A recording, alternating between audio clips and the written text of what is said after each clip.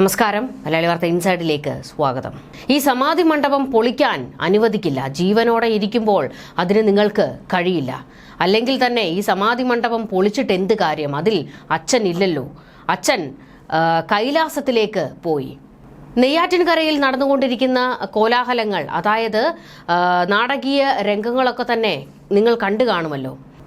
മനുഷ്യർ നമുക്ക് വിശ്വാസങ്ങളാകാം, പക്ഷേ ഒരിക്കലും അത് അന്ധവിശ്വാസങ്ങളായി മാറിപ്പോകരുത്. അവിടെ ആ സമാധി പൊളിക്കാൻ വന്ന കളക്ടർ ഉൾപ്പെടെ ഇപ്പോൾ എന്ത് ചെയ്യണമെന്നറിയാതെ നിൽക്കുകയാണ്. കാരണം അവിടെ രണ്ട് ചേരിയായി തിരിഞ്ഞ് പോര് നടക്കുകയാണ്. RSSും അതുപോലെ തന്നെ ഹിന്ദു സംഘടനകളും ഒക്കെ രംഗത്തേക്ക് വന്നു നിന്ന് ഇത് പൊളിക്കാൻ ഞങ്ങൾ അനുവദിക്കില്ല എന്നൊക്കെ വെല്ലുവിളിക്കുന്നു. എന്നാൽ തൊട്ടിപ്പുറത്ത് നാട്ടുകാരും ഈ ഗോപൻ സ്വാമിയുടെ ബന്ധുക്കൾ ഉൾപ്പെടെ ചിലർ ഈ മരണത്തിൽ ദുരൂഹതയുണ്ട്, എങ്ങനെ അദ്ദേഹം മരിച്ചു എന്ന് കണ്ടെത്തണം, ഈ ദുരൂഹത നീക്കണം എന്ന ആവശ്യം ഉയർത്തുകയാണ്. നിയമം അനുസരിച്ച് നോക്കുകയാണെങ്കിൽ നമുക്ക് ആ കല്ലറ അത് പൊളിച്ചേ മതിയാകൂ. ഇവിടെ മറ്റു ചില കാര്യങ്ങൾ കൂടിയാണ് നമുക്ക് സംസാരിക്കാനുള്ളത്. അതായത് ഈ ഗോപൻ സ്വാമിയുടെ മക്കൾ പറയുന്ന ചില കാര്യങ്ങൾ. ഈ ഗോപൻ സ്വാമിയുടെ മൂത്ത മകൻ അദ്ദേഹം പറയുന്നത് ഇങ്ങനെയാണ്: അച്ഛൻ കൈലാസത്തിലേക്ക് പോയി. ഇത് സമാധി, ഇത് കല്ലറയെന്ന് നിങ്ങൾ പറയരുത്, ഇത് സമാധിയാണ്. ഈ സമാധി മണ്ഡപം പൊളിക്കാൻ ഞങ്ങൾ അനുവദിക്കില്ല. സമാധി ഇരിക്കണമെന്നത് അച്ഛൻ്റെ ആഗ്രഹമായിരുന്നു, അതാണ് സാധിച്ചിരിക്കുന്നത്. അതിനെ നിങ്ങൾ എന്തിന് ചോദ്യം ചെയ്യുന്നു? ഈ കല്ലറ പൊളിക്കുകയാണെങ്കിൽ, ഈ സമാധി മണ്ഡപം പൊളിക്കുകയാണെങ്കിൽ ദൈവകോപമുണ്ടാകും, ഈ നാട് നശിച്ചു പോകും. ഇത്തരത്തിലുള്ള ചില കാര്യങ്ങളാണ് ഈ ഗോപൻ സ്വാമിയുടെ വീട്ടുകാർ പറഞ്ഞുകൊണ്ടിരിക്കുന്നത്. ഒരാളുടെ മരണത്തിൽ അതിൽ ദുരൂഹതയുണ്ട് എന്ന് പറയുമ്പോൾ നിയമമനുസരിച്ച് അതിൽ കൃത്യമായ അന്വേഷണം നടത്തേണ്ടത് പോലീസ് സംവിധാനത്തിൻ്റെ ആവശ്യമാണ്. അതിലെ മരണത്തിൽ ദുരൂഹതയുണ്ടെങ്കിൽ അത് കണ്ടെത്തണം. ഈ സമാധി ഇരുന്നു എന്നൊക്കെ ഇക്കാലത്ത് പറഞ്ഞാൽ വിശ്വസിക്കാൻ, അത് തൊണ്ട തൊടാതെ വിഴുങ്ങാൻ നമ്മൾക്ക് കഴിയുന്ന കാര്യമല്ലല്ലോ. നിങ്ങൾ ഇതുപോലെ എന്തെങ്കിലും, അതായത് ഇപ്പോൾ ഈ കാര്യത്തിൽ ഒരു തീരുമാനം ഉണ്ടായില്ലെങ്കിൽ, അതായത് കല്ലറ പൊളിക്കാൻ എത്തുമ്പോൾ അവിടുത്തെ ഈ കുടുംബക്കാർ ചേർന്ന് വലിയ രീതിയിൽ പ്രതിഷേധം ഉണ്ടാക്കുന്ന ദൃശ്യങ്ങളൊക്കെ തന്നെ പുറത്തേക്ക് വന്നിരുന്നു. അവരെ പിന്തുണച്ചുകൊണ്ട് ഹിന്ദു സംഘടനകളിൽ പലരും സംസാരിക്കുകയും ഒക്കെ ചെയ്തിരുന്നു. ഈ മനുഷ്യർ എന്താണ് ഇങ്ങനെ സംസാരിക്കുന്നത്? അതാണ് നമ്മുടെ ചോദ്യം. നിങ്ങളുടെ വിശ്വാസത്തെ വ്രണപ്പെടുത്താൻ വരുന്നില്ല, ഒരു വിശ്വാസത്തെയും വ്രണപ്പെടുത്താൻ നിൽക്കുന്നില്ല. പക്ഷേ ഈ വിഷയത്തിൽ അവിടെ ദുരൂഹതയുണ്ട് എന്ന് പറയുമ്പോൾ, മരണത്തിൽ ദുരൂഹതയുണ്ട് എന്ന് പറയുന്നത് ആ വീടിന് തൊട്ടടുത്ത് ചേർന്നിട്ടുള്ള വീട്ടുകാരും ആ നാട്ടുകാരും ഈ ഗോപൻ സ്വാമിയുടെ ബന്ധുക്കളുമാണ്. അവർ പറയുമ്പോൾ, അതായത് കിടപ്പ് രോഗിയായിരുന്ന ഒരാൾ എഴുന്നേറ്റ് എങ്ങനെ പോയി ഈ സമാധിയിൽ ഇരുന്നു എന്നുള്ളതാണ് ഏറ്റവും പ്രധാനപ്പെട്ട ചോദ്യം. പിന്നെ ഒരാളെ ജീവനോടെ കൊണ്ട് സമാധിയാക്കാൻ കഴിയില്ല, അതും ഏറ്റവും പ്രധാനപ്പെട്ട ഒരു കാര്യമാണല്ലോ. നമുക്ക് ആ സമാധി എന്താണ് എന്നുള്ളതിനെക്കുറിച്ചൊക്കെ സംസാരിക്കാം. പക്ഷേ ഇപ്പോൾ ഈ കളക്ടർ പോലും അവിടെ എത്തിയ ആ കല്ലറ പൊളിക്കാൻ അനുമതി കൊടുത്ത കളക്ടർക്കും പിന്നീട് അവിടുത്തെ സ്ഥിതിഗതികൾ കൈവിട്ടു പോകുന്നു എന്ന് കണ്ടതോടുകൂടിയാണ് ആ കുടുംബക്കാരുമായി ഒന്ന് സംസാരിച്ചതിന് ശേഷം മതി മറ്റ് നടപടികളിലേക്ക് കടക്കുന്നത് എന്ന് പറയേണ്ടി വരികയായിരുന്നു. അപ്പോൾ ഈ വിശ്വാസം എന്ന, അല്ലെങ്കിൽ മതം എന്ന ഒരു കാർഡ് എടുത്ത് മുന്നിലേക്ക് ഇറക്കി കഴിഞ്ഞാൽ എന്തും ഈ നാട്ടിൽ നടക്കുമെന്നാണോ ഈ ഒരു കൂട്ടർ വാദിച്ചുകൊണ്ടിരിക്കുന്നത്? ഇത് ഇനിയിപ്പോൾ ഈ കല്ലറ പൊളിച്ച് അതിലൊരു ദുരൂഹതയുണ്ടെങ്കിൽ അത് കണ്ടെത്താൻ കഴിഞ്ഞില്ലെങ്കിൽ പിന്നീട് ഇതുപോലത്തെ സംഭവങ്ങൾ ഉണ്ടായാൽ അതിന് എന്താണ് പരിഹാരം? അതായത് ആരെങ്കിലും തല്ലിക്കൊന്നുകൊണ്ട് ഇതുപോലെ ഒരു സ്ലാബ് ഇട്ട് മൂടിയിട്ട് ഇത് സമാധിയാണെന്ന് പറഞ്ഞാലോ? അപ്പോൾ ഈ വിഷയത്തിൽ ഒരു കൃത്യമായ അന്വേഷണം വേണ്ടത് അത്യാവശ്യം തന്നെയാണ്. അല്ലാതെ ആരുടെയും വിശ്വാസത്തെ വ്രണപ്പെടുത്താൻ വേണ്ടി സംസാരിക്കുന്നതല്ല ഇത്. ഹിന്ദു സംഘടനകളിൽ നിന്ന് വലിയ രീതിയിലുള്ള എതിർപ്പാണ് ഈ വിഷയത്തിൽ ഉയർന്നുകൊണ്ടിരിക്കുന്നത്. അവർ ആ കുടുംബത്തോടൊപ്പം നിന്നുകൊണ്ട്, അതായത് ആ കുടുംബത്തെ ആരും കുറ്റവാളികളായി അവിടെ ചിത്രീകരിക്കുന്നില്ല. ആ മരണത്തിലൊരു ദുരൂഹതയുണ്ടെങ്കിൽ അത് കണ്ടെത്തണമെന്നേ പറയുന്നുള്ളൂ. അല്ലാതെ ഈ ഹിന്ദു സംഘടനകൾ വാദിക്കുന്ന പോലെ ആരുടെയും വിശ്വാസത്തെ വ്രണപ്പെടുത്താൻ വരുന്നില്ല. ഇപ്പോൾ അതായത് ഈ ഹിന്ദു സംഘടനകളിൽപ്പെട്ട ചില ആൾക്കാർ അവിടെ വന്നു നിന്ന് പറഞ്ഞത് ഇത് ഹിന്ദു വികാരത്തെ വ്രണപ്പെടുത്താൻ വേണ്ടി നടത്തുന്നതാണ്, ഹിന്ദുക്കളോട് മാത്രമേ ഇങ്ങനെ കാണിക്കുന്നുള്ളൂ എന്നൊക്കെ പറഞ്ഞുകൊണ്ടുള്ള ചില പ്രസ്താവനകളൊക്കെയാണ് നടത്തിയിരിക്കുന്നത്. ഇതിപ്പോൾ ഒരു ഹിന്ദുവിൻ്റെ അല്ല ഈ സമാധി എന്ന് പറയുന്നത്, അല്ല ഈ ഇത് ഏതെങ്കിലും ഒരു ക്രിസ്ത്യാനിയുടെ കല്ലറയാണെങ്കിലും അല്ലെങ്കിൽ ഒരു മുസ്ലിമിൻ്റെ ഖബറിടമാണെങ്കിലും കൊണ്ടടക്കി കഴിഞ്ഞിട്ട് അതിലൊരു ദുരൂഹത ഉണ്ട് എന്ന് കണ്ടെത്തി കഴിഞ്ഞാൽ അത് പൊളിക്കുക തന്നെ വേണം. കാരണം ആ ദുരൂഹത നീക്കേണ്ടത് അത്യാവശ്യമാണ്. ഇതിലൊരു അന്വേഷണം വേണമെന്ന് പറയുന്നത് ഇതുപോലെയുള്ള സംഭവങ്ങൾ ഇനി ഉണ്ടാകാതിരിക്കുന്നതിന് വേണ്ടിയാണ്. നമുക്കറിയാം, ഒരു സിനിമ ഇറങ്ങിയാൽ ആ സിനിമയിലെ ക്രൈം രംഗങ്ങൾ കണ്ട് അതുപോലെ അതേ മോഡലിൽ ക്രൈം നടത്തുന്ന ഒരു രാജ്യമായി മാറിയിട്ടുണ്ട് നമ്മളുടേത്. അത്തരത്തിലുള്ള ഒരു സാമൂഹിക അന്തരീക്ഷത്തിലൊക്കെയാണ് നമ്മൾ കഴിയുന്നത്. അപ്പോൾ ഇത്തരത്തിലുള്ള കാര്യങ്ങളെ നമുക്ക് ഒരു രീതിയിലും പ്രൊമോട്ട് ചെയ്യാൻ കഴിയുന്നതല്ല. ഇതിൽ ഈ ഹിന്ദു സംഘടനകൾ രംഗത്തേക്ക് വന്ന് നിന്ന് വലിയ രീതിയിലുള്ള വികാരത്തെ വ്രണപ്പെടുത്തുന്നു എന്നാണ് പറയുന്നത്. അതിൽ ആ നെയ്യാറ്റിൻകരയിൽ അവിടെ ഒരു ഹിന്ദു സംഘടനയുടെ ഒരാൾ സംസാരിച്ചത് ഒന്ന് കേട്ടു നോക്കുക. ആർട്ടിക്കിൾ 14, 17 മതവും വിശ്വാസങ്ങളും ആചാരങ്ങളും നടത്താനുള്ള അവകാശമുള്ളപ്പോൾ ആ അവകാശങ്ങളുടെ ലംഘനമാണ് ഇന്നിവിടെ നടക്കുന്നത്. ഇതൊരു കല്ലറ എന്നുള്ളൊരു തെറ്റായ പ്രചരണം നൽകരുത്. ഇത് ഹിന്ദു വിശ്വാസ ആചാരപ്രകാരം ഒരു സമാധി മണ്ഡപമാണ്. ആ സമാധി മണ്ഡപത്തിന്റെ ഭാഗമായിട്ടാണ് ഇത്തരത്തിലുള്ള ഒരു പ്രചരണം കല്ലറയായി നടക്കുന്നത്. ഇത് യഥാർത്ഥത്തിൽ ആ നിയമപരമായിട്ടുള്ള കാര്യങ്ങൾ നടപ്പിലാവണം. നോട്ടീസ് പോലും ഇഷ്യൂ ചെയ്യാതെയാണ് നടപടിയിലേക്ക് വരുന്നത്. നോട്ടീസ് ഇഷ്യൂ ഉണ്ട്. ഞാൻ ചോദിക്കട്ടെ, ഇതൊരു ഒരു മതവിശ്വാസത്തിന്റെ ഒരു ആചാരത്തിന്റെ ഭാഗമല്ല. അത് ഒരു ആചാരത്തിന്റെ ഇത് കല്ലറയല്ല. ഇത് ഹിന്ദു വിശ്വാസപ്രകാരമുള്ള ഒരു സമാധി മണ്ഡപമാണ്. നിങ്ങൾ തെറ്റായ പ്രചരണം നൽകുന്നത് കല്ലറയല്ല. അത് തെറ്റായ ഒരു പ്രചരണമാണ് നൽകുന്നത്. ഒരു സമാധി മണ്ഡപമാണ്. ധനുമാസത്തിലെ തിരുവാതിര നടക്കുകയാണ്. ഇന്ന് ധനുമാസത്തിലെ തിരുവാതിരയാണ്. അവിടെ ശിവനെ വെച്ച് പൂജിക്കുന്ന ഒരു ക്ഷേത്രമുള്ള സ്ഥലമാണ്. അതിന്റെ പൂജ ചെയ്യുന്നവരാണ്. ആ പൂജ ചെയ്യുന്നതിന്റെ ഭാഗമായിട്ട് അവിടെ ഒരു കാര്യങ്ങളുണ്ടെങ്കിൽ അവന്റെ നോട്ടീസ് ഇഷ്യൂ ചെയ്യണ്ടേ പോലീസ്? നോട്ടീസ് ഇഷ്യൂ ചെയ്ത് അവരുടെ സ്റ്റേറ്റ്മെന്റ് എടുക്കണ്ടേ? ഇപ്പോൾ നോട്ടീസ് ഇഷ്യൂ ചെയ്ത് സ്റ്റേറ്റ്മെന്റ് കൊടുക്കാതെ വന്നിട്ട് പെട്ടെന്ന് ഒരു ദിവസം വന്നിട്ട് മറ്റ് മതവിശ്വാസങ്ങളുടെ ഏതെങ്കിലും ഒരു സ്ഥലത്ത് ഇതുപോലെ നടക്കും? മറ്റേതെങ്കിലും ഒരു മതവിശ്വാസങ്ങൾ ഇവിടെ ഉണ്ടല്ലോ, അവിടെ ഇതുപോലെ നടക്കും.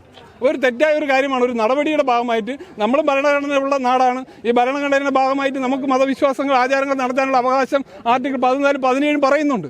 ഇപ്പോൾ ഈ നെയ്യാറ്റിൻകരയിൽ ആ പ്രദേശത്ത് നടന്നുകൊണ്ടിരിക്കുന്നത് ഈ ഹിന്ദു സംഘടനകളും എന്നാൽ ഈ മരണത്തിലെ ദുരൂഹത പുറത്തു കൊണ്ടുവരണമെന്ന് ആവശ്യപ്പെട്ടുകൊണ്ട് നാട്ടുകാരൻ രണ്ട് ചേരിയായി തിരിഞ്ഞ് അവിടെ ഇപ്പോൾ വലിയ രീതിയിലുള്ള ഒരു സംഘർഷം നടക്കും എന്നുള്ള അവസ്ഥയിലേക്ക് കാര്യങ്ങൾ എത്തിയിട്ടുണ്ട്. പോലീസ് ഇപ്പോൾ ആ ഏരിയ കയ്യേറിയിരിക്കുകയാണ്. വലിയ രീതിയിലുള്ള നിരീക്ഷണം ശക്തമാക്കിയിരിക്കുകയാണ് പോലീസ്. അവിടെ ഗോപൻ സ്വാമിയെ അടക്കിയിരിക്കുന്നത് കല്ലറയിലല്ലെന്നും സമാധി മണ്ഡപമാണ്, നിങ്ങൾ സമാധി മണ്ഡപം എന്ന് മാത്രം പറയുക എന്നൊക്കെയാണ് ഈ എല്ലാവരോടും, അതായത് ഈ മാധ്യമങ്ങൾ ചോദ്യങ്ങൾ ചോദിക്കാനൊക്കെ എത്തുമ്പോൾ അവരോട് പോലും ചീറിക്കൊണ്ട് ഈ കുടുംബവും ഈ ഹിന്ദു സംഘടനകളും ഒക്കെ പറയുന്നത്. ഇത് മാത്രമല്ല, ഈ ഹിന്ദു സംഘടനയിലെ ചിലർ തന്നെ പറഞ്ഞിരിക്കുന്നത് അത് സമാധി തന്നെയാണ്, ഇവിടെ പലയിടത്തും ഇത്തരത്തിലുള്ള സമാധികൾ ഉണ്ട് എന്നൊക്കെയാണ്. മതവും വിശ്വാസവും ആചാരങ്ങളും നടത്താനുള്ള അവകാശം ഭരണഘടന നൽകുന്നുണ്ടെന്ന് കുടുംബവും സമുദായ സംഘടനകളും പറയുന്നത് അതൊക്കെ ശരി തന്നെയാണ്. നിങ്ങളുടെ വിശ്വാസം സംരക്ഷിക്കാനും ഒക്കെ തന്നെയുള്ള അവകാശങ്ങളെല്ലാം തന്നെ ഉണ്ട്. പക്ഷേ പറയുന്നത് ഇത് മാത്രമാണ്. ഈ മരണത്തിൽ ദുരൂഹതയുണ്ട് എന്ന് പറയുന്നിടത്താണ് ഒരു പ്രതിസന്ധി ഉയരുന്നത്. അപ്പോൾ അത്തരത്തിലൊരു ദുരൂഹത ഉണ്ടെങ്കിൽ അത് കണ്ടെത്തേണ്ടത് പോലീസിൻ്റെ നമ്മുടെ നിയമ സംവിധാനങ്ങളുടെ ആവശ്യമാണ്. അതുമാത്രമല്ല സമൂഹത്തിൻ്റെ കൂടി ആവശ്യമാണ് ഇനിയും ഇതുപോലത്തെ സംഭവങ്ങൾ ഉണ്ടാകാതിരിക്കാൻ. അതുതന്നെയാണ് ഈ നാട്ടുകാരും ആവർത്തിക്കുന്നത്. ഗോപൻ സ്വാമി എങ്ങനെ മരണപ്പെട്ടു എന്നറിയേണ്ടത് ഞങ്ങളുടെ കൂടി ആവശ്യമാണെന്ന് അവർ പറയുന്നു. ഇതുമാത്രമല്ല, ഈ ഗോപൻ സ്വാമി അതിനുള്ളിൽ ഉണ്ടോ എന്ന് നാട്ടുകാർക്ക് അറിയണം. അതും അവരുടെ ഒരു സംശയമാണ്. അതിൽ തന്നെ ഉണ്ടോ അദ്ദേഹം എന്നൊക്കെ, എങ്ങനെ മരണപ്പെട്ടു എന്നറിയണം എന്നൊക്കെയാണ് ഈ നാട്ടുകാർ പറയുന്നത്. അവർ പറയുന്നത് റെലവൻ്റ് ആയിട്ടുള്ള കാര്യങ്ങളാണ്. എന്തായാലും നെയ്യാറ്റിൻകരയിലെ ഈ സംഭവത്തോടു കൂടി തന്നെ ഇപ്പോൾ എല്ലാവരും അന്വേഷിക്കുന്നത് ഈ സമാധി എന്നാൽ എന്താണ് എന്നാണ്. അതിൽ പറയുന്നത്, അതായത് സമാധി നില എന്ന് പറയുന്നത് ഒരു ആനന്ദമായ സ്ഥിതിയാണ് എന്ന് പറയപ്പെടുന്നു. അതിൽ നിന്നും 2-3 ദിവസങ്ങൾക്ക് ശേഷം ചിലർ തിരിച്ചു വരാറുണ്ട് എന്നും പറയപ്പെടുന്നു. പക്ഷേ സമാധി നിലയിൽ എത്തുമ്പോൾ അബോധാവസ്ഥയിലാണെങ്കിൽ തിരിച്ചുവരവ് അസാധ്യമായിരിക്കും എന്നും പറയപ്പെടുന്നു. ദക്ഷിണായന കാലം കഴിഞ്ഞ് ഉത്തരായനം തുടങ്ങുന്ന ദിവസം താൻ മഹാസമാധിയാകാൻ പോകുകയാണ് എന്ന സന്ദേശം സ്വാമി നിർമ്മലാനന്ദ അയച്ചിരുന്നു എന്ന് ചില രേഖകൾ വ്യക്തമാക്കുന്നു. ഈ സന്ദേശം കേട്ടപ്പോൾ അനുയായികൾക്ക് പല സംശയങ്ങൾ ഉണ്ടായി അത്രേ. സമാധിയാവുക എന്നാൽ എന്താണ് എന്ന ചോദ്യം അങ്ങനെ ഉയരുന്നു. സമാധി നിലയിലെത്താൻ എന്താണ് ചെയ്യേണ്ടത് എന്നൊക്കെയായിരുന്നു സംശയങ്ങളായി തന്നെ ഉയർന്നു വന്നിരുന്നത് അത്രേ. അത് മനസ്സിലാക്കിയ സദ്ഗുരു അതിനെക്കുറിച്ച് പറയാൻ തുടങ്ങി. സമാധി നിലയിൽ ആകെ 8 നിലകളുണ്ടത്രേ. പരമോന്നത നിലയാണ് മഹാസമാധി. ഒരു മനുഷ്യൻ തൻ്റെ ആത്മസാധനകൾ വഴി സമാധിയിലെത്തിയ ശേഷം തിരിച്ചു വരാനുള്ള ബോധം അവർക്ക് തീർച്ചയായും ഉണ്ടായിരിക്കും. പക്ഷേ ആത്മീയ ചരിത്രത്തിൽ നോക്കുമ്പോൾ അങ്ങനെ സമാധി നിലയിലേക്ക് ചെല്ലുന്നവർ തിരിച്ചു വന്നതായി കാണുന്നില്ല. ഉദാഹരണത്തിന് ഗൗതമ ബുദ്ധന്റെ പല ശിഷ്യന്മാരും സമാധി നിലയിലേക്ക് എത്തിയിട്ട് പിന്നീട് തിരിച്ചു വന്നിട്ടില്ല എന്നും ചില രേഖകളിൽ വ്യക്തമാക്കുന്നുണ്ട്. അവർക്ക് വരാൻ സാധിച്ചില്ലത്രേ. പക്ഷേ ശ്രീബുദ്ധൻ 8 സമാധി നിലകളെയും പരിശോധിച്ച് മനസ്സിലാക്കി. ജ്ഞാനം ലഭിക്കും മുൻപ് തന്നെ അത് തനിക്ക് ആവശ്യമില്ലെന്ന് കരുതി ഉപേക്ഷിച്ചു എന്നാണ് പറയപ്പെടുന്നത്. ആ സമാധി നില തന്നെ ജ്ഞാനനിലയിലേക്ക് കൊണ്ടുപോവുകയില്ല എന്ന് ശ്രീബുദ്ധൻ മനസ്സിലാക്കിയിരുന്നുവെന്ന്. സമാധി നിലയേക്കാളും ഉയരത്തിലാണ് ജ്ഞാനനില. മറ്റൊരു ഉദാഹരണമായി ചൂണ്ടിക്കാണിക്കുന്നത് ശ്രീരാമകൃഷ്ണ പരമഹംസനെയാണ്. സമാധി നിലയിലേക്ക് എത്തിച്ചേരുന്ന പരമഹംസന് ആ അവസ്ഥയിൽ തന്നെ തുടരാനായിരുന്നു ആഗ്രഹം. പക്ഷേ അത് അസാധ്യമായപ്പോൾ അദ്ദേഹം കാളി ദേവിയെ പ്രാർത്ഥിച്ച് ദേവി എനിക്ക് സമാധി നില തരൂ എന്ന് കേണപേക്ഷിച്ചിരുന്നു അത്രേ. അങ്ങനെ പല പ്രാവശ്യത്തെ അഭ്യർത്ഥനകൾക്ക് ശേഷം സമാധി നിലയിലേക്ക് എത്താനും തിരിച്ചു വരാനുമുള്ള കഴിവ് അദ്ദേഹത്തിന് നിയന്ത്രണ വിധേയമായി എന്ന് ആ അനുഭവത്തെ അദ്ദേഹം തൻ്റെ ശിഷ്യന്മാർക്ക് പറഞ്ഞു കൊടുത്തു അത്രേ. സമാധി എന്ന പദം പലരാലും തെറ്റിദ്ധരിക്കപ്പെട്ടിരിക്കുന്നു. സമാധി എന്ന പദത്തിനർത്ഥം മരണം എന്നാണെന്ന് പലരും കരുതുന്നു. പക്ഷെ അങ്ങനെയല്ല. സമാധി എന്ന പദത്തെ സമ പ്ലസ് ധി എന്ന് പിരിക്കുമ്പോൾ സമ എന്നത് സമനിലയെന്നും ധി എന്നത് ബുദ്ധി എന്നാണ് അർത്ഥം. ബൗദ്ധികമായി സമനിലയിൽ എത്തുന്നതിന് സമാധി എന്ന് പറയുന്നു. ഇതൊക്കെ പലയിടത്തായി രേഖപ്പെടുത്തിയിട്ടുള്ള കാര്യങ്ങളാണ്. ഇതൊക്കെ കൃത്യമാണോ എന്ന് എന്നോട് ചോദിച്ചാൽ എനിക്കും അറിയില്ല. കാരണം എന്താണ് സമാധി എന്നതിൻ്റെ കൃത്യമായ നിർവചനം പറഞ്ഞു തരാൻ എനിക്കും കഴിയില്ലല്ലോ. കാരണം അത്രത്തോളം വലിയ ഭൗതികമായ ചിന്തകളൊന്നുമുള്ള ആളല്ല.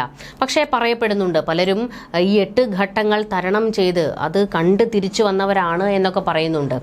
അങ്ങനെ ഈ സമാധി എന്ന് പറയുന്നത് മരണമല്ല എന്ന് പ്രത്യേകം എടുത്തു പറയുമ്പോൾ എങ്ങനെയാണ് നെയ്യാറ്റിൻകരയിലെ ഈ ഗോപൻ സ്വാമിക്ക് സമാധി വേണമെന്ന് അദ്ദേഹം പറഞ്ഞത്? അതൊക്കെയാണ് ഒരു സംശയവും ഒക്കെ. ഈ സമാധി എന്ന് പറയപ്പെടുമ്പോൾ തന്നെ അതിൻ്റെ കൃത്യമായ നിർവചനം പോലും ആർക്കും അറിയില്ല എന്നുള്ളതും മറ്റൊരു വസ്തുതയാണ്. എന്തായാലും ദുരൂഹതയുണ്ട് എന്നുള്ളതാണ് എടുത്തു പറയേണ്ടത്. ഈ നെയ്യാറ്റിൻകരയിലെ ഗോപൻ സ്വാമിയുടെ മരണത്തിൽ അതിലെ ദുരൂഹത നീക്കേണ്ടത് അത്യാവശ്യം തന്നെയാണ്. അത് സമൂഹത്തിൻ്റെ, അതായത് ഒരു ഭീഷണിയായി നിലനിൽക്കുന്ന ഒരു കാര്യമാണ്. അതിനെ പൂർണ്ണമായും എന്താണ് അതിൽ സംഭവിച്ചിരിക്കുന്നത് എന്ന് വ്യക്തമാകേണ്ടതുണ്ട്. അദ്ദേഹം ജീവനോടെ അദ്ദേഹത്തെ ഈ സമാധി എന്ന് പറയുന്ന ഈ കല്ലറയിൽ കൊണ്ട് വെച്ചിട്ട് സ്ലാബ് മൂടുകയാണെങ്കിൽ അതിനുശേഷമാണ് അദ്ദേഹം മരണപ്പെട്ടിട്ടുള്ളതെങ്കിൽ അത് ഉറപ്പായും സമാധിയല്ല, കൊലപാതകം തന്നെയാണ്. അത് തിരിച്ചറിയാനുള്ള ബോധമുണ്ടാകണം. ന്യൂസ് ഡെസ്ക്, മലയാളി വാർത്ത ഇൻസൈഡ്.